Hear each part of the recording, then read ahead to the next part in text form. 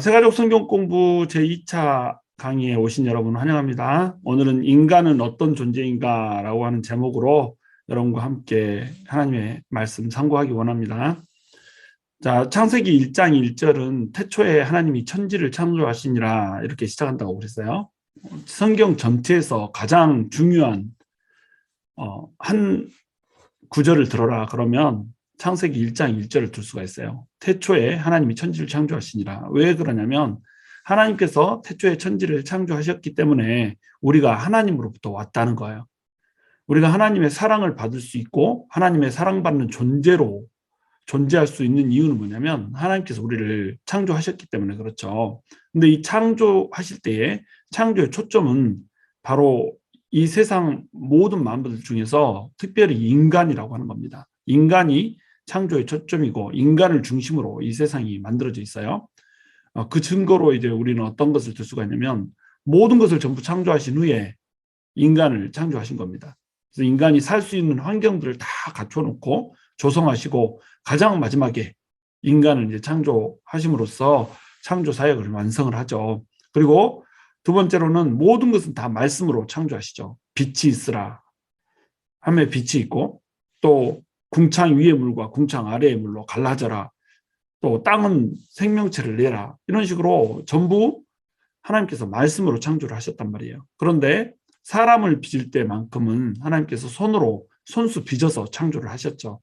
그리고 하나님의 형상과 모양대로 지으신 피조물은 인간이 유일합니다. 모든 것은 전부 말씀 하나로 뭐 공중에 새들이 있으라 하면 새들이 있고 물 속에 헤엄치는 물고기들을 내어라 하면 물고기를 내고 이렇게 하는데 하나님만 하나님의 형상대로 만드신 거죠. 그리고 코에 생기를 불어넣어서 만들었어요. 하나님께서 코에 생기를 불어넣으니 생명이 되니라 이렇게 말씀하시죠. 코에 생기를 특별히 하나님께서 훅 불어넣어서 만드신 것, 이것이 바로 인간이라고 하는 겁니다. 하나님께서 사람을 만들 때에 다른 짐승들을 만든 것처럼 땅은 사람을 내라 이렇게 하면 낼 수 있었어요. 하나님 전지전능하시니까 못할 게 없지요. 그러나 하나님께서 일부러 손으로 빚어서 만드셨다는 겁니다. 왜 그러냐면 하나님을 특별한 존재로 만드셨기 때문에 그랬다는 거예요. 그리고 모든 것을 다 만드시고 난 다음에 힘이 좋았더라라고 하는 말씀을 덧붙이죠. 그 전에는 좋았더라 하시다가 사람을 창조하시고 난 다음에는 하나님께서 보시기에 힘이 좋았더라 이렇게 말씀을 하시는 겁니다. 그러니까 사람이 창조의 초점이라고 하는 거예요. 인간을 목적으로 하나님께서는 이 세상을 펼쳐놨어요.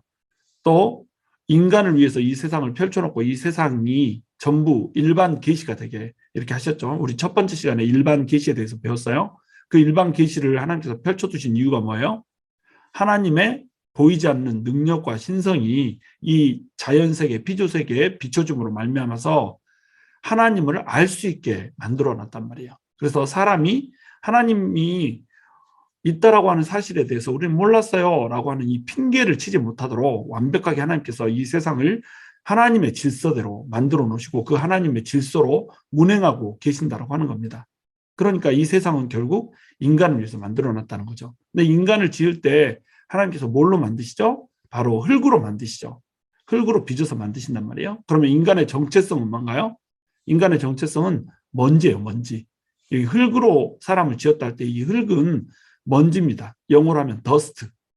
더스트로 만들었단 말이에요. 그냥 바람결에 날리며 훅 사라져서 보이지도 않는 그 먼지로 만드셨단 말이에요. 찰지고 좋은 그런 진흙으로, 찰흙으로 만든 것이 아니란 말이에요. 그런데 하나님께서 이 먼지로 만든 사람의 코 속에다가 생기를 불어넣으시죠. 그러면서 하나님의 숨결을 가진 자가 되는 겁니다. 우리는 먼지에서 왔는데 하나님의 숨결을 집어넣어서 하나님의 생명이 우리 안에서 우리가 영이 되게 이렇게 만들었단 말이에요. 그러니까 우리는 먼지이면서 동시에 뭐라는 거예요? 하나님의 숨결을 가진 자라는 거예요. 먼지였던 존재가 하나님의 개입으로 말미암아서 하나님의 숨결을 가진 자 이렇게 된 것이 바로 우리 인간이라고 하는 거예요. 이것이 인간의 정체성의 첫 번째입니다. 두 번째, 인간은 하나님의 형상과 모양대로 창조됐어요. 그러면 하나님의 형상과 모양대로 창조됐다는 게 뭔가요? 하나님은 우리처럼 육신을 가지고 있을까요? 그렇지 않죠. 하나님은 육신이 없으시고 영적인 존재죠. 영적인 존재이기 때문에 하나님을 알려면 영으로만 알 수 있는 이런 존재가 바로 하나님이죠. 그렇기 때문에 하나님의 형상과 모양으로 만들었다라고 할 때 이것은 육신적인 이런 모양이 하나님을 닮았다 이렇게 이제 보기는 힘들어요. 그러나 육체적으로도 사실은 하나님의 형상을 닮았다라고 얘기할 수 있죠. 왜냐하면 하나님께서 예수 그리스도가 인간의 모습으로 하고 올 것 이것을 이미 예측하시고 이미 이것을 다 알고 계시기 때문에 예수님의 모습, 이 모습, 인간의 육신을 입은 예수님의 모습, 이 모습대로 인간을 만들었다 이렇게 이제 볼 수도 있는 겁니다. 그러니까 육체적으로도 하나님의 형상과 모양대로 만들었다 이렇게 볼 수가 있는 거예요. 그러니까 뭐 유인원에서부터 진화해서 하나님의 형상인 사람이 되었다 이렇게 해석을 해버리면 안 되는 거예요. 유신 진화론 주장하는 사람들이 있죠. 유신 진화론이라는 게 뭐냐면 하나님이 계시고 하나님이 세상을 창조했는데 진화의 방식으로 이 세상을 창조했다는 겁니다. 그러면 하나님이 아메바인가요? 하나님의 형상대로 만들었다고 그랬는데 하나님이 유인원이에요? 아니죠.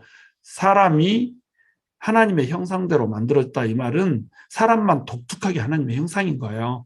아메바, 뭐 유인원, 그 전에 뭐 존재했던 뭐 파충류, 조류 이런 것들은 인간의 조상이 될 수가 없다는 겁니다. 사람만이 하나님의 형상을 갖고 태어난 존재라고 하는 거예요. 그리고 사람만이 그 영을 가지고 있는 존재. 그래서 하나님의 형상과 모양대로 창조했다 할 때 첫 번째 의미는 뭐냐면 영적인 존재로 만들었다는 거예요. 그래서 하나님은 영이시니까 하나님의 형상을 가졌다. 이 말은 사람도 영혼을 가졌다. 이런 뜻이 되는 거예요. 영적인 존재는 딱 세 종류밖에 없죠. 하나님과 천사와 인간 이렇게 세 종류밖에 없습니다. 마귀 있잖아요. 마귀 이렇게 말할 수 있죠. 근데 마귀는 원래는 천사였죠. 천사가 타락해서 마귀가 된 것이기 때문에 이것도 이제 영적인 존재라고 할 수 있죠. 그 다음에 정신적인 존재라는 겁니다. 마음을 가지고 있다는 거예요. 인격적인 존재라는 거죠.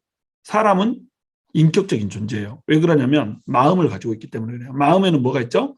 지성과 감정과 의지가 있어요. 어떤 사실을 알고 또 어떤 사실에 대해서 감정을 품고 또 결단하고 이렇게 하는 것들이 마음의 이 기능이거든요. 마음에는 그래서 지정의라고 하는 세 가지 요소가 있습니다. 하나님한테도 지정의가 있는 거예요. 하나님은 모든 것을 아시는 전지의 그런 지성을 가지고 계시죠. 또 하나님께서는 때로는 슬퍼하시기도 하시고 때로는 분노하기도 하시고 때로는 사랑하시기도 하시고 이런 게 이제 하나님의 감정이죠. 그리고 하나님께서는 의지를 가지고 계시죠. 자, 우리가 내려가서 저들이 쌓는 탑이 무엇인지를 보자. 막 이런 식으로 하잖아요. 이런 게 의지인 겁니다. 그 다음에 하나님은 도덕적이세요. 그래서 하나님께서는 참된 지식을 가지고 계시고 의로우신 분이시고 거룩하신 분이세요. 그런데 사람도 이것을 닮아서 일정 정도의 참된 지식을 가지고 있고 또 의로움을 가지고 있고 거룩함을 가지고 있는 이런 존재라고 하는 겁니다. 그래서 하나님께서 사람의 마음속에 양심을 심어주셨어요. 그래서 예수를 믿지 않는 사람들도 많이 망가지긴 했지만 하나님의 형상을 가지고 있으므로 이 도덕을 가지고 있단 말이에요. 예수 안 믿어도 도덕이 있잖아요. 윤리가 있잖아요. 이 윤리와 도덕은 어디서부터 왔을까요? 이게 하나님으로부터 온 거라는 겁니다. 하나님께서 양심을 심어주셨기 때문에 하나님의 형상을 닮았기 때문에 망가지긴 했어도 이것들을 가지고 있는 존재, 이것이 바로 인간이라고요. 그리고 인간은 또한 관계적인 존재입니다. 하나님도 관계적인 존재죠. 하나님은 삼위일체 하나님이잖아요. 성부, 성자, 성령의 공동체를 그 내면에 삼위로 가지고 계신 분이 바로 하나님이에요. 하나님 자체가 관계적인 겁니다. 그러니까 하나님께서 사랑의 대상자로 인간을 창조하시잖아요. 인간과 사랑의 교제를 나누기 위해서 하나님께서는 인간을 창조하셨단 말이에요. 그러니까 하나님 자체가 관계적이에요. 사람도 관계적이에요. 관계를 맺지 않고서는 살아갈 수 없는 존재, 이 존재가 바로 인간이라고 하는 겁니다. 그래서 우리가 결혼도 하고 또 자식도 낳고 이렇게 하면서 사회도 이루고 뭐 이렇게 하면서 가정과 사회를 이루고 또 교회 공동체를 이루고 이렇게 살면서 관계를 가지고 있다란 말이에요. 우리는 성령의 공동체죠. 성령으로 인해서 하나가 된 공동체고 예수 그리스도의 몸된 공동체고 하나님께서 부르신 공동체고 이런 관계성 속에서 살아가고 있다는 겁니다. 그리고 우리 인간이 추구해야 될 가장 궁극적인 관계는 뭘까요? 하나님과의 친교죠. 하나님을 사랑하고 하나님과 친밀하게 교제하는 것, 하나님과 영원히 같이 동행하는 것, 이것이 우리 인간이 궁극적으로 추구해야 될 관계입니다. 그리고 인간은 영적인 존재이기 때문에 어때요? 영원히 사는 존재라고 하는 특징을 가지고 있는 겁니다. 이런 것들이 전부 하나님의 형상과 모양대로 창조했다라고 하는 것에 진정한 의미가 되는 거예요. 자, 그렇다면 하나님께서는 인간을 왜 창조하셨을까요? 인간을 창조하신 하나님의 목적, 지난주에 이제 살펴봤지만 이사야서 43장 7절에서는 이렇게 말합니다. 내가 내 영광을 위하여 창조한 자를 오게 하라. 창조의 목적이 뭐래요? 내 영광을 위하여래요. 하나님의 영광을 위해서 우리는 창조를 받은 겁니다. 그 다음에 이사야서 43장 21절에서는 이렇게 말해요. 이 백성은 내가 나를 위하여 지었나니 나의 찬송을 부르게 하려 함이니라. 이렇게 얘기하죠. 나의 찬송을 부르게 하려고 하나님께서 우리를 만드셨어요. 그리고 고린도전서 10장 31절에서는 이렇게 말해요. 그런즉 너희가 먹든지 마시든지 무엇을 하든지 다 하나님의 영광을 위하여 하라. 그러니까 인간이 창조된 목적은 딱 단 한마디로 표현하라면 뭐죠? 하나님의 영광을 위해서 창조했다는 겁니다. 그래서 우리 교회 이름이 글로리 교회잖아요. 글로리, 하나님의 영광을 위해서 사는 교회. 우리 성도들은 하나님의 영광을 위해서 사는 성도들. 이러려고 이제 글로리라고 이름을 지었다는 겁니다. 맨 처음 태초에 하나님께서 우리를 창조한 그 목적에 맞게 살자라고 하는 의미로 그렇게 교회 이름을 지었죠. 인간의 정체성은 바로 사랑의 대상자라고 하는 거예요. 하나님의 영광을 위해서 우리가 지음을 받았고 하나님의 찬송을 부른다. 이 말은 우리가 하나님을 절대자이기 때문에 찬송한다라고 표현했지 사실은 하나님을 찬송한다라고 하는 것은 하나님을 사랑한다라고 하는 것을 의미한다는 겁니다. 하나님께 영광을 우리 인간이 어떻게 돌릴까요? 하나님을 사랑함으로 영광을 돌리는 겁니다. 하나님을 위해서 사는 것으로 하나님께 영광을 돌리는 거예요. 다른 모든 피조물들은 꽃이 만약에 있다 그러면 이 꽃은 피고 지는 것, 이것으로 하나님께 영광을 돌려요. 또 지구는 태양 주변을 도는 걸로 하나님께 영광을 돌려요. 태양은 계속 수소 폭발을 하면서 열을 전송해 주는 걸로 하나님께 영광을 돌려요. 모든 것이 그 지으신 목적이 있다는 거예요. 그 목적대로 살 때에 하나님께 영광이 되는 겁니다. 근데 인간을 지은 목적은 뭐라고요? 인간을 지은 목적도 하나님께 영광이 되라고 지으셨단 말이에요. 근데 하나님께 인간은 어떻게 영광을 돌릴까요? 바로 하나님을 찬송함으로, 하나님을 사랑함으로 영광을 돌린다는 거예요. 그런데 하나님께서는 이 인간을 사랑하나요, 안 하나요? 하나님께서도 인간을 사랑하시죠. 그러니까 하나님은 우리 인간을 사랑하시고 우리도 하나님을 사랑하고 사랑을 주고받고, 이거 이제 전문용어로 까시보시, 또 애인, 이렇게 얘기를 하는 거잖아요. 우리는 하나님의 대상자로 지음을 받았다는 겁니다. 이것이 인간의 정체성이에요. 그 다음에 인간에게 부여된 특별한 지위가 있어요. 하나님께서는 인간을 만들어 놓고 창세기 1장 28절에서 문화명령이라고 하는 것을 주십니다. 이 문화명령은 크게 이제 5가지로 볼 수가 있는데, 생육하라, 번성하라, 충만하라, 땅을 정복하라, 그리고 모든 생물을 다스리라. 이것이 문화명령이에요. 그러니까 결국은 뭐예요? 다스리라는 거예요. 다스리는 건 누가 하는 거죠? 다스리는 건 왕이 하는 거라는 겁니다. 인간이 왕이죠. 근데 원래 왕은 누구예요? 하나님이 왕이시죠. 하나님이 왕이신데 하나님 대신에 대리 통치자로 이 세상을 다스리는 왕이란 말이에요. 그래서 분봉왕이면서 또 계약직 왕이라는 거죠. 분봉왕이라는 건 뭐냐면 왕이 있어요. 근데 그 왕과 계약을 맺어가지고 왕과 계약을 맺은 채로 왕에게 어떤 것을 준수하기만 하면 그 사람이 일정 지역을 다스리는 그런 계약직 왕을 분봉왕이라고 부르는 겁니다. 그러니까 인간은 뭘로 부름을 받았다? 바로 분봉왕으로 지으심을 받았다는 거예요. 우리의 정체성은 뭐예요? 왕이에요, 왕. 이 세상을 다스리려고 지으신 이 하나님의 대리 통치자가 바로 우리란 말이죠. 그런데 하나님께서는 우리를 영원히 사는 존재요, 또 사랑의 대상자요, 또 왕으로 지으셨잖아요. 이 왕으로 지으시고 또 사랑의 대상자로 지었는데, 사랑의 대상자로 하나님께서 인간을 지으시고 또 분봉왕으로 지어서 하나님께서 우리와 계약을 맺은다 그러면 계약을 파기할 수도 있다라고 하는 거잖아요. 그래서 분봉왕이 되려면 반드시 필요한 게 뭐냐면 자유의지예요. 또 사랑의 대상자가 되려면 반드시 필요한 것이 자유의지입니다. 무슨 말이냐면 사랑이라고 하는 것은 선택을 할 수 있어야 사랑이 되는 거예요. 뭐 사랑 칩을 꽂아놓고 아침으로 밤으로 사랑합니다 비리비리비리 이러면 로봇이지 이게 사랑이 아니란 말이에요. 프로그램이란 말이죠. 그러면 사랑하려면 반드시 자유의지를 가져야 된단 말이에요. 또 분봉왕도 마찬가지예요. 분봉왕으로서 계약을 지키려면 반드시 자유의지를 가져야 되는 거예요. 그래야지 분봉왕이죠. 안 그러면은 그냥 꼭두가시죠. 하나님께서는 우리를 꼭두가시로 만든 게 아니에요. 사랑의 대상자이면서 동시에 하나님의 사랑받는 세상의 통치자. 이것이 우리 인간의 정치성이란 말이에요. 그래서 하나님께서 우리에게 말씀하십니다. 너는 왕으로 지음받았다. 다른 것을 다스리는 왕이다. 너를 사랑하기 때문에 내가 그 지위를 준 거야. 그런데 너의 왕은 누구다? 바로 나다. 네가 나를 왕으로 섬길 때만 너는 이 땅의 왕으로 살 수 있어. 이게 조건이에요.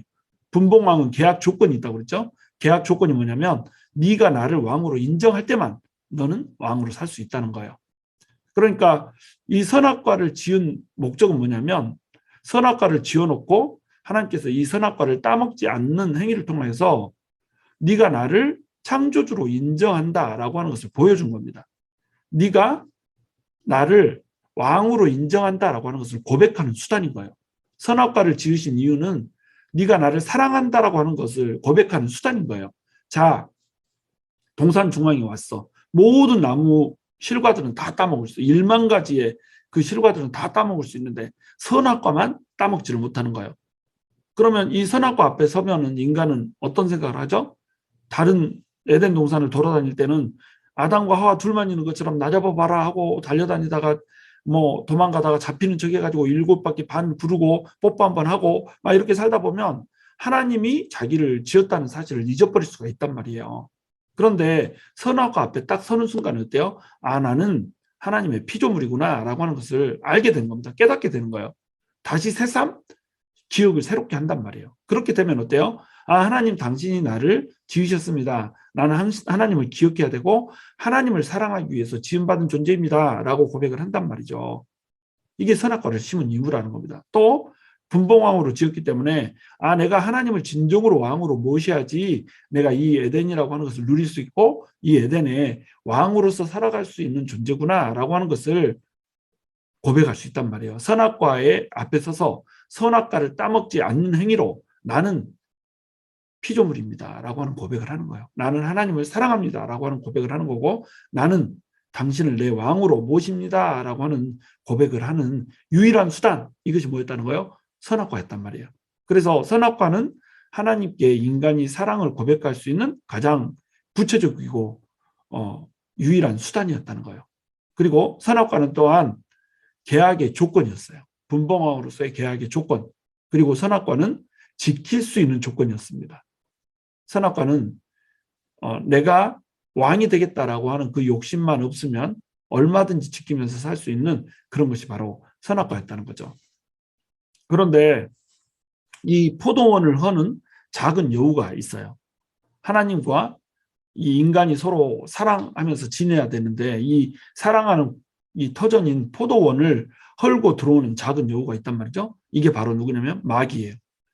마귀나 악한 영들은 존재할까요? 존재하죠. 보이지 않는 세계가 반드시 존재한다는 겁니다. 뭐 예를 들어서 작두도사 같은 경우에 어때요? 그 작두 날 위해서 90도로 방방 뛰는데 발을 베이지를 않잖아요. 그리고 방울을 1초에 한 100만 번 털어버린단 말이죠. 이거 인간이 할 수 있나요? 할 수 없죠. 귀신이 하는 거죠. 우리는 귀신이 있다라고 하는 것을 알아요. 근데 이 귀신은 불신자의 영혼이 아닙니다. 왜 그러냐면 동양에서는 자기 조상신이라고 믿어요. 그러니까 동양에서 귀신이 나타날 때는 내가 네 고모다 막 이러고 나타난단 말이에요. 내가 네 할미다, 무덤이 춥다 막 이러고 나타난단 말이에요. 그런데 서양에서는 I am a power 이러고 나타난단 말이죠. 나는 하나의 힘이다. 힘을 숭상하는 서양 문화권 속에서는 귀신이 힘으로 자기를 소개를 한단 말이에요. 근데 조상신을 숭상하는 동양 문화권 속에서는 귀신이 나는 네 헬미다 이렇게 한단 말이죠. 그러니까 귀신은 인간의 문화와 문명을 타고 인간을 속이고 있다는 겁니다. 그래서 뭘 받고 싶어 하는 거예요? 하나님이 받아야 될 영광과 하나님이 받아야 될 찬양과 존경을 누가 받아버려요? 귀신이 받아버려요. 하나님만을 두려워해야 되는데 귀신 자기가 두려움을 낚아채는 이런 존재가 돼버린다는 겁니다. 이게 이제 악한 영들이죠.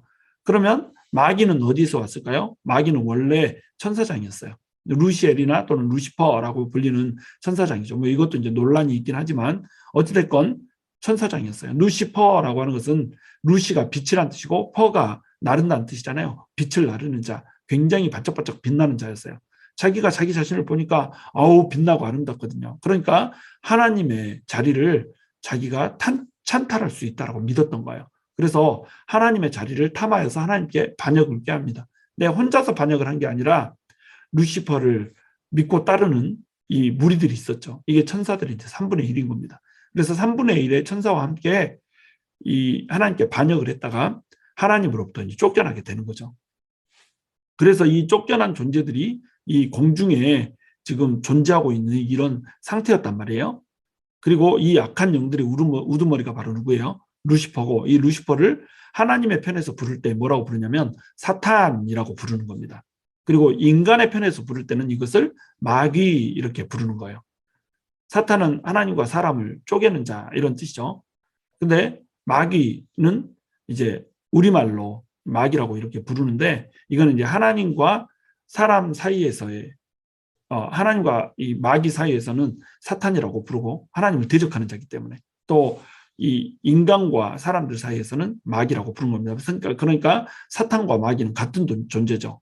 마귀는 여러 명일까요? 하나일까요? 마귀는 한 명입니다. 한 명. 사탄도 한 명이죠. 모든 악한 영들의 우두머리를 사탄 또는 마귀 이렇게 부르는 겁니다. 우리가 마귀들이라고 표현하는데 마귀들이라는 표현은 엄밀히 따지면 잘못된 거죠. 그러나 이제 마귀들 하면 여기에 마귀와 악한 영의 세력 이 말을 전부 이제 포함하는 말이다 이렇게 그냥 이해하면 돼요. 그건 틀린 말입니다. 그렇게 지적질하고 막 이러지 마세요. 하여튼 엄밀히 따지면은 그 말은 옳지는 않는 말이다. 이렇게 우리가 알고 있으면 되는 겁니다.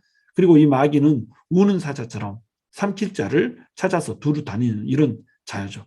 이 자가 바로 죄의 시작이었습니다.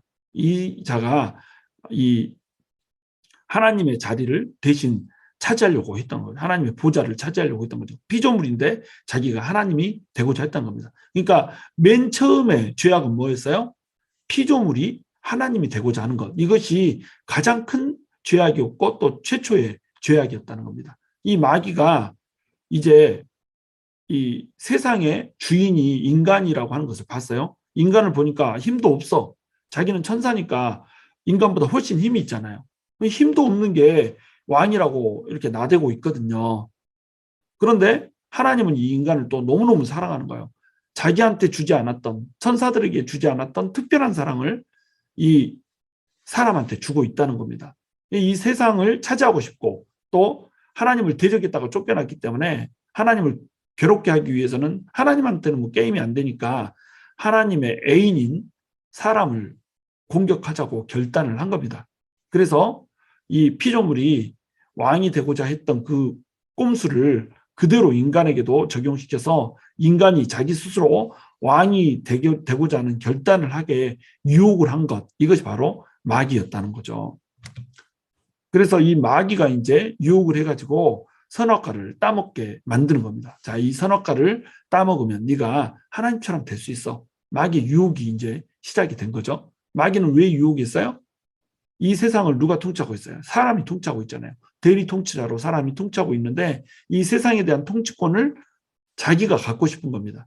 그러면 지금 마귀가 유혹을 한다 이 말은 도전을 건다는 거거든요. 이 도전에 넘어가면 인간은 마귀의 종이 되게 되는 거예요. 도전에 넘어가지 않으면 마귀는 이제 아무런 힘을 쓸 수가 없는 이런 존재가 되는 겁니다. 왜냐하면 우리는 하나님의 형상대로 지으심을 받았고 또 하나님의 사랑의 대상자이기 때문에 그리고 이 세상의 왕이기 때문에 마귀가 우리를 침노할 수 없다는 거예요. 힘은 있지만 하나님의 보호 아래 있기 때문에 침노할 수 없다는 거죠. 그런데 마귀가 유혹에서 유혹에 넘어가면 어때요? 마귀의 밥이 돼버리는 거죠. 그래서 자, 선악과를 따먹어봐 이렇게 유혹을 한 거죠. 그런데 인간이 안 따먹었으면 좋았을 텐데 이거를 따먹어 버린다는 거예요. 맨 처음에 따먹어봐 할 때는 아니야 따먹지 말라고 했어 이렇게 했는데 뭐라고 얘기를 하냐면 선악과를 따먹으면 하나님처럼 될 수 있어 이렇게 꼬셨단 말이죠. 그러니까 하나님처럼 될 수 있어 이 말에 지금 넘어간 거죠. 이 말은 뭐냐요? 하와가 하나님처럼 되고 싶었다는 거예요. 아담도 하와가 먹은 것을 다시 또 먹잖아요. 하와가 먹은 것처럼 자기도 먹잖아요. 아담도 하나님처럼 되고 싶었단 말이에요. 그러니까 피조물이 하나님처럼 되고 싶은 것 이것이 이제 죄의 기원이 되는 거죠. 하나님처럼 될 수 있다라고 하는 말에 혹했어요. 그래서 늘 지나쳤던 선악과가 갑자기 먹음직도 하고 보암직도 하고 지혜를 얻게 할 만큼 탐스럽기도 한 것으로 바뀌어버린 겁니다. 그래서 육신의 정욕, 안목의 정욕, 이생의 자랑, 요 세 가지 정욕이 들어오면서 선악과를 따먹고 싶은 이런 충동을 느끼게 돼버린 거죠. 그래서 선악과를 똑 따먹게 돼버린 겁니다. 그러면 선악과를 따먹은 이유가 뭐라고요? 그 이유는 스스로 하나님처럼 되고 싶었던 겁니다. 스스로 절대 왕이 되고 싶었던 거예요. 분봉왕 말고 진짜 왕이 되고 싶었던 거죠. 이것은 하나님에 대한 독립선언이었어요. 나 이제 더 이상 하나님의 이 분봉왕 하지 않을 거예요. 내가 스스로 왕이 될 거예요. 하나님은 나의 왕이 더 이상 아닙니다. 그래서 하나님을 왕의 자리에서 끌어내리고 그 자리에 내가 앉겠다라고 하는 이 반역 행위를 한 것, 이것이 바로 선악과를 따먹은 행위라는 겁니다. 그러니까 과일 하나 따먹은 행위가 아니라는 거예요. 언제나 가서 하나님께 사랑을 고백할 수 있고, 언제나 가서 하나님이 왕이시라고 고백할 수 있고, 언제나 가서 내가 피조물임을 인정할 수 있는 그 역할을 하는 선악과를 따먹어 버렸기 때문에 이것은 하나님에 대한 거역이었고, 하나님에 대한 반역 행위였고, 하나님의 사랑의 대상자로 살아야 된다라고 하는 인간의 창조 목적을 벗어나 버린 악한 행동이었다라고 하는 겁니다. 그러니까 이것이 죄가 된 거예요. 그리고 이것은 마귀가 지었던 최초의 범죄와 동일한 범죄가 되는 겁니다. 마귀가 지었던 최초의 범죄는 뭔가요? 천사 3분의 1을 이끌고 하나님께 대적하여서 내가 하나님이 되겠어. 내가 하나님의 보좌를 차지하겠어. 라고 했던 것. 이것이 최초의 범죄잖아요. 그러니까 인간이 하나님처럼 되고자 하는 모든 행위, 이것이 바로 선악과를 따먹는 행위고 마귀의 최초 범죄 행위하고 똑같은 행위라는 겁니다. 자, 우리 인간이 하나님을 믿는다라고 하면서도 자기 스스로 왕이 돼서 살잖아요. 그럼 이게 최고의 범죄라니까요. 우리가 인류 역사상 가장 큰 범죄는 뭘까요? 사람들은 살인이라고 생각해요. 연쇄살인마? 이게 제일 큰 범죄라고 생각해요. 아니에요. 인간에게 있어서 가장 큰 범죄는 뭐냐면 창조의 목적에서 벗어난 거라는 겁니다. 왜? 죄를 규정하는 분이 하나님이에요. 인간을 창조하신 분도 하나님이고 죄라고 하는 개념을 창조하신 것도 하나님이세요. 그러니까 인간이 하나님을 떠나서 자기가 왕이 되고자 하는 것, 이것이 가장 큰 죄라고 하는 거예요. 자, 그러면 죄란 무엇인가 다시 구체적으로 살펴봅니다. 죄라고 하는 것은 헬라어로 하말티아라고 하는 단어예요. 이 하말티아라고 하는 것은 관역에서 벗어나다, 목적에서 벗어나다 이런 뜻입니다. 지금 뭐 타겟 마크 같이 생긴 요 타겟이 있죠. 여기에 화살이 꽂혀 있지 않아요? 자, 화살이 꽂히지 않는 방법에는 여러 가지 방법이 있죠. 미달했어요. 타겟에 이렇게 도달하지는 못했어. 또는 타겟을 넘어가 버렸어. 초월이죠. 또는 타겟 옆으로 새버렸어. 이탈이죠. 이 모든 게 뭐예요? 이게 죄라는 거예요. 이게. 그러면 이 관역은 어떤 관역일까요? 바로 하나님의 목적이라고 하는 관역입니다. 하나님의 창조의 목적이라고 하는 관역. 이 하나님의 창조의 목적은 뭔가요? 아까도 얘기했듯이 하나님께 영광을 돌리는 것, 하나님을 사랑하는 것, 하나님을 왕으로 모시고 사는 것. 이것이 하나님의 창조의 목적이라는 겁니다. 이 목적에서 벗어난 모든 것이 뭐예요? 죄라는 거예요. 그래서 욥기 35장 6절 8절에서는 이렇게 말합니다. 내가 범죄한들 하나님께 무슨 영향이 있겠으며 내 죄악이 관영한들 하나님께 무슨 관계가 있겠으며 내가 의로운들 하나님께 무엇을 드리겠으며 그가 내 손에서 무엇을 받으시겠느냐. 내 악은 너와 같은 사람이나 해할 따름이요 내 의는 인생이나 유익하게 할 뿐이니라. 이렇게 얘기하고 있죠. 사람들은 착한 일을 많이 해가지고 사람들을 자비를 베풀고 박애를 베풀면 이것이 이 선이라고 생각을 해요. 하나님을 몰라도 그걸 하면 착한 사람이라고 생각합니다. 그래서 착한 사람이 천국까지 이런 소리를 한단 말이에요.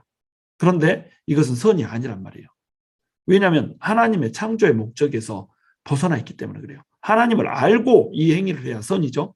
하나님을 모른 채로 하면 인간이 하나님하고는 상관이 없고 인간이 인간끼리 이렇게 챙겨주는 행위가 된다고 하는 겁니다. 예를 들어서 청소기 로봇을 만들었는데 청소기 로봇을 만든 이유는 뭔가요?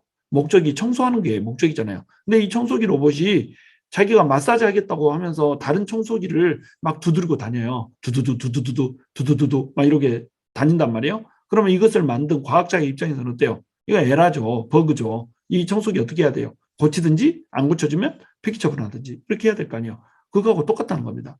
하나님의 목적에 맞아야지 이것이 선이지, 하나님의 목적을 떠나서 인간 피조물들끼리 서로 잘해줘요?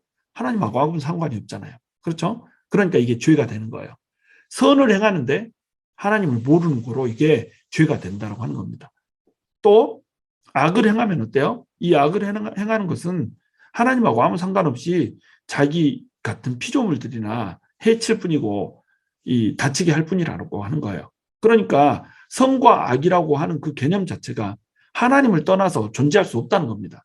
사람이 지 멋대로 어떤 것이 선이고 어떤 것이 악인지 도덕 규범을 세우면서 살지만, 창조주이신 하나님의 편에서 볼 때는 하나님을 모르고 하는 모든 인간의 행위는 스스로 왕이 되어서 살고자 하는 행위이기 때문에, 스스로 판단하고 스스로 결정하는 행위이기 때문에 이것이 전부 악이 되는 거예요. 그러니까 하나님의 뜻대로 하지 않은 모든 것이 악이죠. 모든 것이 죄죠. 하나님의 영광에서 벗어난 모든 것이 죄죠. 그래서 죄의 종류에는 크게 세 가지의 종류가 있습니다. 첫 번째는 원죄예요. 이 원죄는 최초의 죄가 유전되는 겁니다.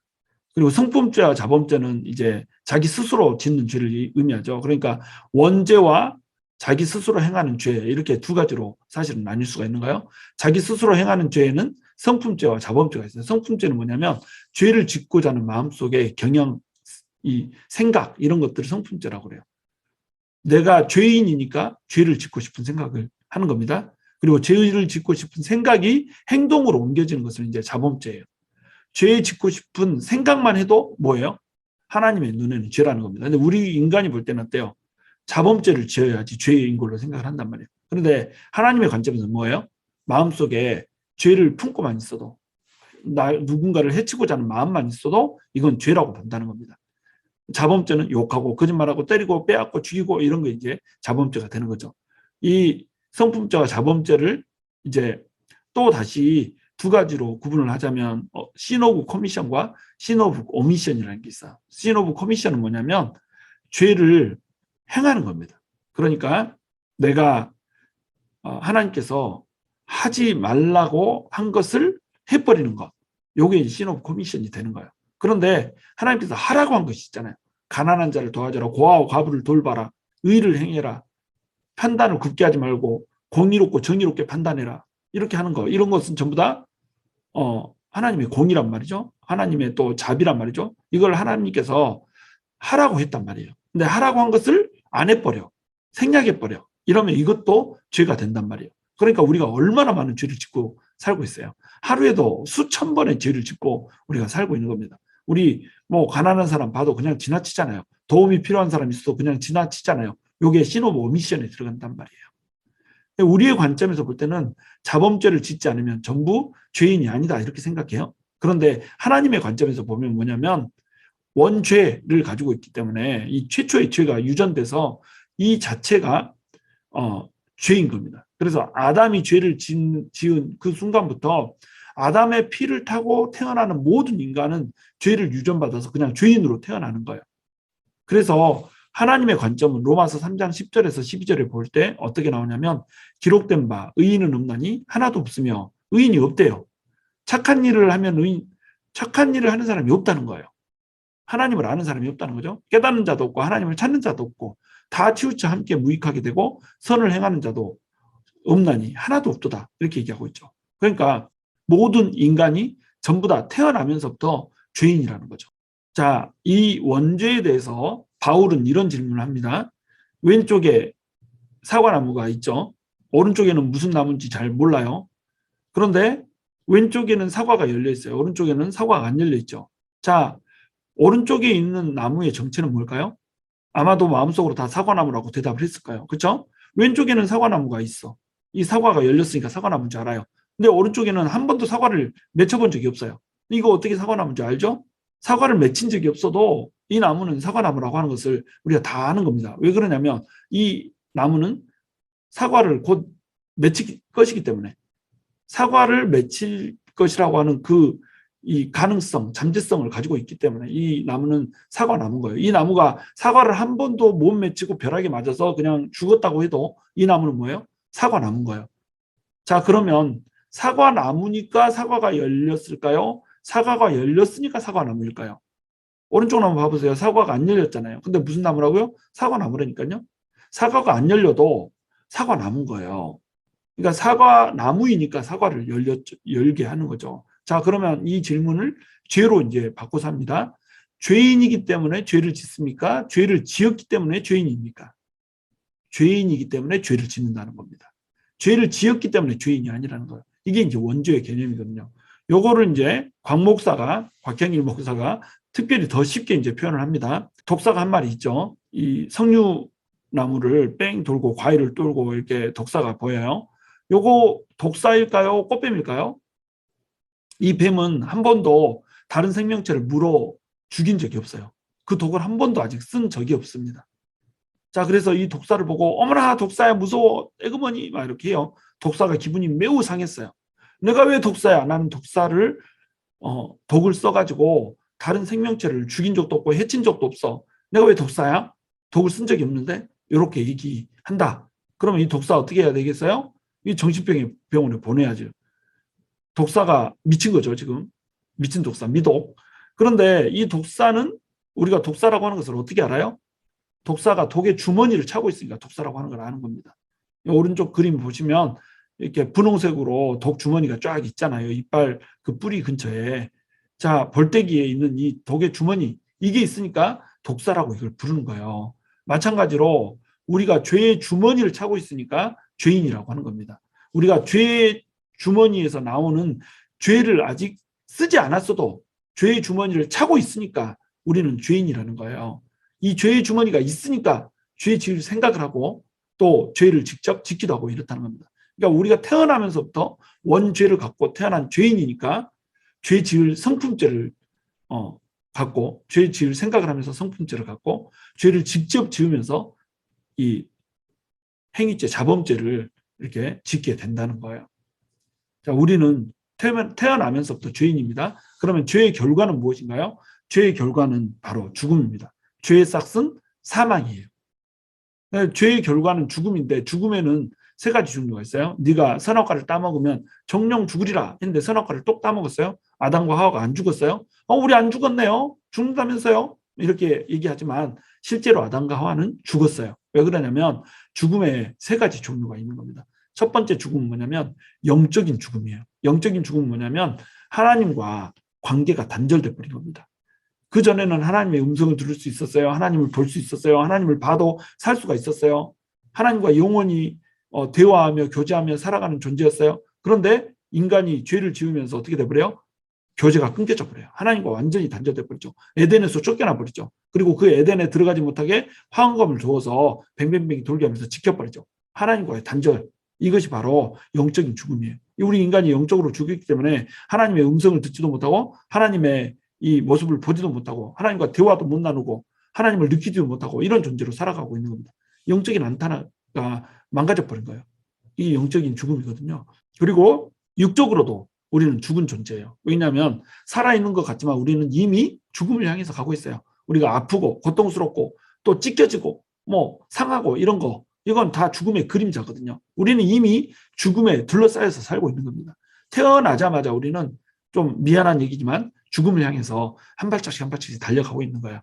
어렸을 때는 10대 때는 시속 10km로 70대 때는 시속 70km로 무지하게 빨리 이렇게 달려가고 있다는 겁니다. 육적으로 이미 우리는 죽은 존재예요.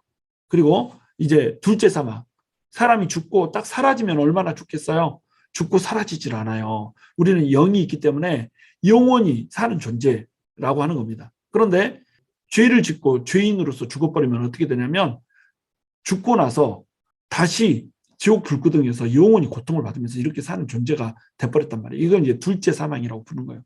둘째 사망, 세상 끝날에 심판으로 말미암아서 영원한 멸망, 닭에서 영원한 벌을 받는 존재, 이런 존재로 사는 게 뭐냐면 둘째 사망이라는 거예요. 그래서 히브리서 9장 27절에는 이렇게 말합니다. 한 번 죽는 것은 사람에게 정해진 것이요. 그 후에는 심판이 있으리니, 이렇게 얘기를 하고 있습니다. 한 번 죽는 것은 모든 사람에게 정해져 있어요. 사람은 반드시 한 번 죽습니다. 영원히 사는 사람 없어요. 왜냐하면 죄 때문에 그래요. 그런데 이 죄의 입각에서 사람은 죽음 이후에 심판을 받게 된다는 거 하는 겁니다. 자, 그러면 둘째 사망은 무엇인가요? 또 내가 보니 죽은 자들이 큰 자나 죽은 자나 작은 자나 그 보좌 앞에 서 있는데 책들이 펴 있고 또 다른 책이 펴졌으니 곧 생명책이라. 죽은 자들이 자기 행위를 따라 책들에 기록된 대로 심판을 받으니, 바다가 그 가운데서 죽은 자들을 내주고 또 사망과 음부도 그 가운데서 죽은 자들을 내주매 각 사람이 자기의 행위대로 심판을 받고 사망과 음부도 불못에 던져지니 이것은 곧 둘째 사망 곧 불못이라. 누구든지 생명책에 기록되지 못한 자는 불못에 던져지더라. 책이 두 권이 있다는 거예요. 한 권은 생명책이고 한 권은 행위책이에요. 생명책에 기록되지 못한 자는 전부 다 불못이 있어서 불못에 던져져 버려요.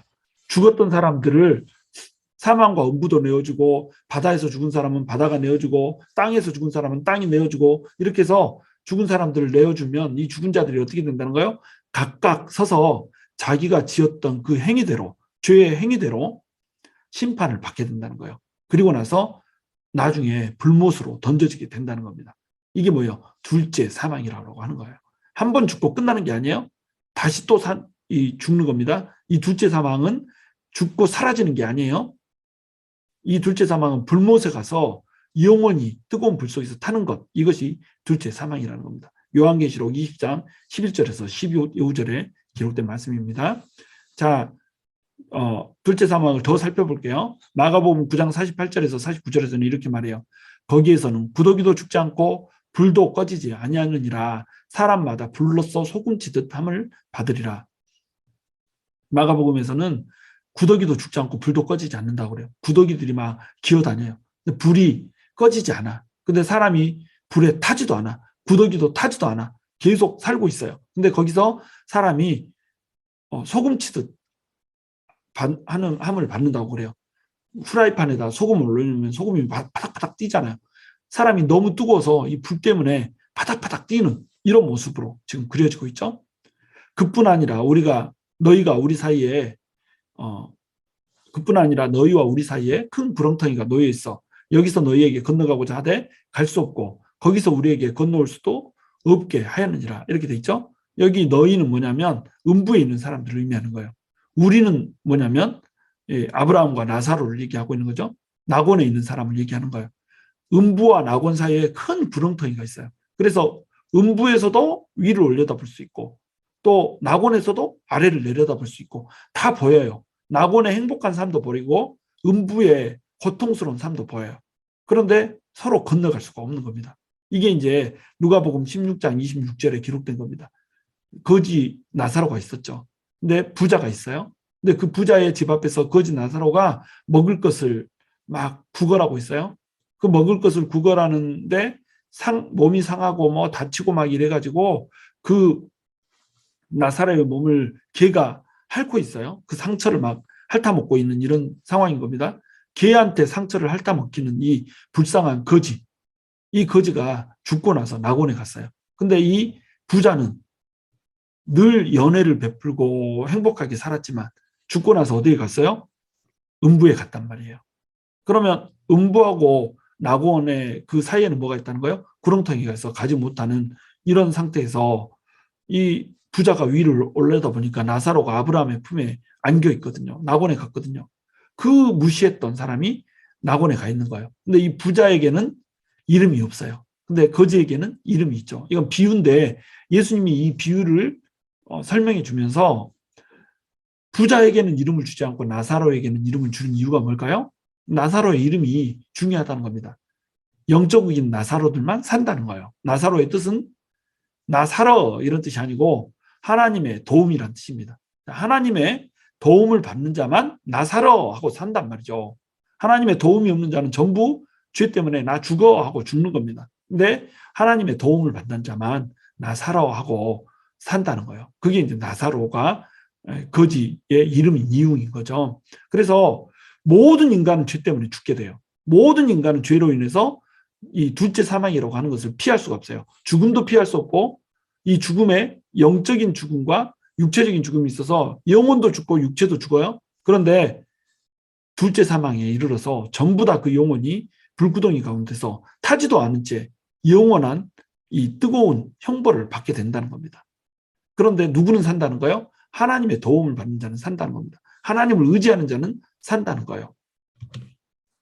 자, 그래서 모든 인간에게 결국 뭐가 필요하다는 거예요? 모든 인간이 죄인이기 때문에 구원자가 필요하다는 겁니다. 모든 인간을 이 구원자가 도와줄 거예요. 이 구원자의 도움, 다시 얘기해서 하나님으로부터 온 구원자의 도움, 이것을 받은 자, 나사로들만이 둘째 사망을 맛보지 않고 구원을 얻을 수 있고 죽음을 면하게 될 거라는 거예요. 인간의 궁극적인 문제는 뭐예요? 죽음입니다. 죽음. 인간의 숙명은 죽음이에요. 결국 죽는다는 거예요. 이 야고보서 4장 14절에 봐보세요. 너희 생명이 무엇이냐? 너희는 잠깐 보이다가 없어지는 안개니라. 인간을 뭐라고 표현해요?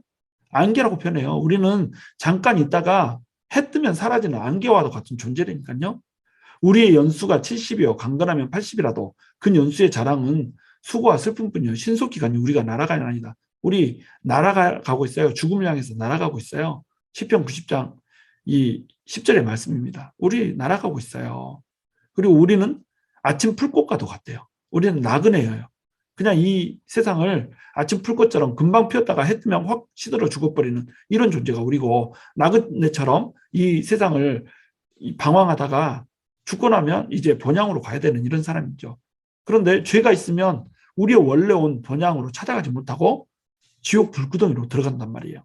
우리는 그래서 죽을 자가 아니라 이미 죽은 자예요. 그러니까 이 죽음의 증상들을 가지고 있잖아요. 예를 들어서 우리가 감기에 걸려요? 그러면 어때요? 목이 따갑고 콧물이 나오고 머리가 아프죠. 우리 코로나 걸렸나고 증상 물어볼 때 뭐 수십 가지 증상들을 얘기하면서 이런 증상이 있었냐? 이렇게 물어보잖아요. 왜 그래요? 바이러스가 있으면 증상이 나타나는 겁니다. 그러니까 우리 몸에 나타나는 머리 아프고 콧물 나고 목이 따갑고 이런 것은 감기 바이러스가 우리 속에 있다라고 하는 것을 표현하는 수단인 것 뿐이에요. 자, 우리 인생이 수고롭고 슬프고 고통스럽고 질병에 걸리고 아프고 막 이렇게 하는 거 있잖아요. 이렇게 하는 것은 우리에게 죽음이라고 하는 바이러스가 있다라고 하는 이 표징일 뿐이라는 겁니다. 증상일 뿐이라는 거예요. 그러니까 수고롭고 슬프고 아프고 고통스럽고 질병이 있다. 이 말은 뭐예요? 우리가 이미 죽은 자다 이 말인 겁니다. 그래서 에베소서 2장 1절에서는 뭐라고 얘기하냐면 너희의 허물과 죄로 죽었던 너희를 살리셨도다 이렇게 얘기하잖아요. 우리의 허물과 죄 때문에 우리가 이미 죽었다는 거예요. 그런 죽었던 존재, 영적으로 이미 죽었고 육적으로도 죽음을 이미 뒤집어 쓰고 살아가고 있는 존재, 우리를 누가 살렸다는 거예요? 우리의 구원자이신 예수님이 살려버렸다는 거예요. 모든 인간은 허물과 죄로 죽었던 자들이라고 하는 겁니다. 그런데 이 중에서 하나님의 도우심을 받은, 하나님의 도우심의 손길을 보고 그 손길을 붙잡은 인간들만이, 나사로들만이 살아남는다는 거예요. 그러니까 모든 인간에게는 구원자가 필요해요. 그런데 이 구원자의 필요성을 못 느끼는 사람은 그저 못 느꼈기 때문에 죽어가는 겁니다. 그런데 구원자가 필요하다고 스스로 여긴 사람은 이 구원자의 손을 잡고 일어서게 되는 거예요. 이게 인간의 정체성이라는 겁니다. 그래서 인간은 원래 창조될 때 정체성과 변화된 정체성이 있어요. 그것을 이제 이름으로 하자면 아담이라고 하는 이름, 인간을 일컫는 이름이 두 가지가 있거든요. 하나는 아담이고 하나는 에노스예요. 아담이라고 하는 이름은 뭐냐면 먼지, 흙이란 뜻입니다. 흙. 그래서 먼지로 지어진 게 우리 인간이에요. 이게 인간의 정체성이죠. 근데 하나님께서 생명을 불어넣어 주셨어요. 그러면서 우리 인간이 생명이 된 존재가 됐단 말이에요. 그런데 죄를 지어버렸어요. 죄를 지으면서 우리가 실존이 다시 아담이 돼버린 겁니다. 생명인데 이 생명이 뭘로 바뀌어버렸어요? 먼지로 다시 전환이 돼버린 거예요. 에노스예요. 우리는 영원히 사는 존재였어요. 원래 영적인 존재로서 영원히 사는 존재였어요. 그런데 에노시스, 이 무슨 뜻이냐면 죽을 수밖에 없는 자라고 하는 뜻입니다. 그래서 우리는 에노스에서 죽음을 그냥 안고 살아가는 존재로 바뀌어버렸다는 거예요. 그리고 인간은 하나님의 사랑의 대상자였어요. 그런데 죄로 인해서 뭐가 돼버렸어요? 하나님과 벽이 생기고 하나님과 원수된 자가 돼버린 거예요.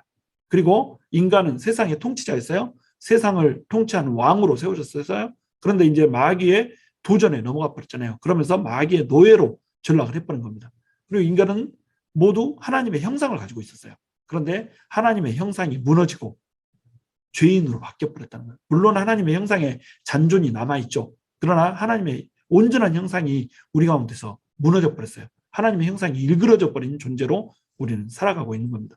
그리고 또 에덴에서 쫓겨나서 지옥으로 가야 되는 이런 존재, 이 존재가 바로 인간의 변화된 정체성이에요. 그런데 이 변화된 정체성을 구원자가 오면 어떻게 해준다는 거예요? 구원자가 오면 다시 회복시켜준다는 겁니다. 그러니까 구원자이신 예수 그리스도는 우리 가운데 오셔서 회복을 시켜주고자 하는 목적을 가지고 우리 이 땅에 내려오신 분, 이분이 바로 우리 구원자 예수 그리스도라는 거예요. 예수님이 오시잖아요. 그러면 그 예수님은 우리의 영을 소생시켜요. 아담인 우리, 먼지인 우리를 다시 성령의 힘으로 말미암아서 살아있는 영을 가진 존재로 만들어줘요. 그리고 그 성령님이 우리 안에 있으면 우리는 영원히 사는 존재가 돼요. 영생을 부여해줘요. 죽을 수밖에 없는 에노스의 존재가 이제는 영원히 사는 영생을 가진 존재로 돼요. 또 하나님과 원수됐던 자가 다시 하나님의 사랑의 대상자로, 하나님과의 관계가 화목한 자로 회복이 된단 말이에요.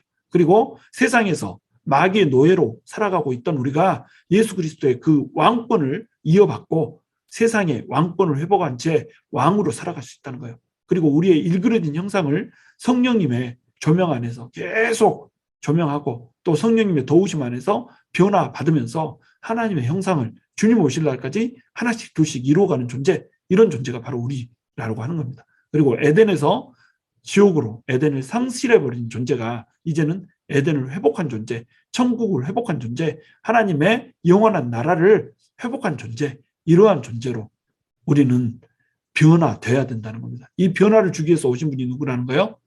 바로 우리의 구원자이신 예수 그리스도라는 거예요. 누구나 이 예수 그리스도를 필요로 하죠. 누구나 이 예수 그리스도가 필요한 존재, 이것이 바로 인간이라고 하는 겁니다. 자, 우리는 죄인이에요. 우리는 죽을 수밖에 없는 자고, 우리는 에노스고, 우리는 아담이고, 우리는 마귀의 노예로 전락했고, 우리는 에덴을 상실해버린 그런 존재예요. 그런데 이제 우리는 어떠한 존재가 돼서 살아가고 있어요? 이제 우리는 예수 그리스도의 힘으로 말미암아서 드디어 그 모든 잘못된 일그러진 죄로 인해서 일그러져 버린 우리의 실존을 다시 하나님과 관계 있는 실존으로 바꾸게 된 이런 존재, 이런 존재로 우리는 이 땅을 살아갈 수 있는 길이 열리게 됐다는 겁니다. 여러분, 우리의 인간의 정체성을 똑바로 알아야 됩니다. 우리 인간의 실존은 스스로를 구원할 수 있는 존재가 아니에요. 우리 인간은 결코 스스로는 그 어떠한 소망도 품고 있지 못한 그런 존재죠. 그런 존재인데 우리 인간이 이제 드디어 예수 그리스도로 말미암아서 소망이 생긴 존재라는 거예요. 그 예수가 그리스도가 어떤 분이신지 우리는 다음 주에 다루게 될 거예요.